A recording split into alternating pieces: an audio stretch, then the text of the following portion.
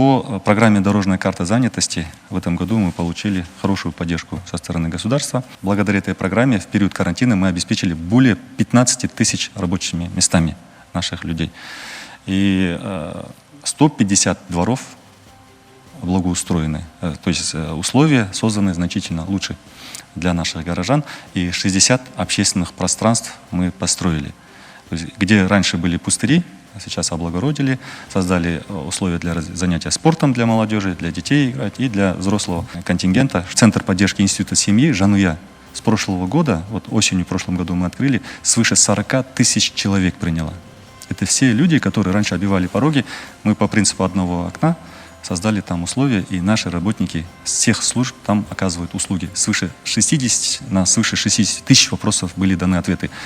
И из них самые важные, мы проанализировали, это вопрос жилья. Поэтому пришлось рядом же, в этом же квартале, открыть центр жилья. И за эти неполных 2 месяца уже 9 тысяч человек посетили с различными вопросами. Консультации получают, свою очередность проверяют, вопросы платежеспособности и так далее вместе с Жилстройсбербанком. Также поддержка малообеспеченных семей осуществляется. Вот, по матерям, воспитывающим детей-инвалидов, мы помогли открыть офисы, чтобы они там могли работать. Многодетные матери, дети с ограниченными возможностями получают поддержку. 4 реабилитационных центра мы открыли.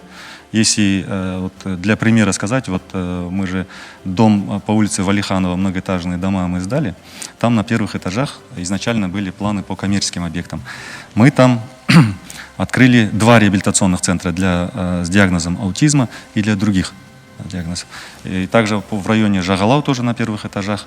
Кроме этого, центры дополнительного образования для детей с разными диагнозами, где проводится обучение нашими специалистами.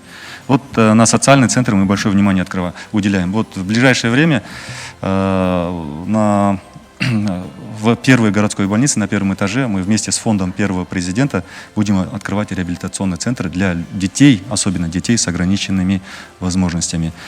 И вот огромная работа социального характера проводится со стороны государства.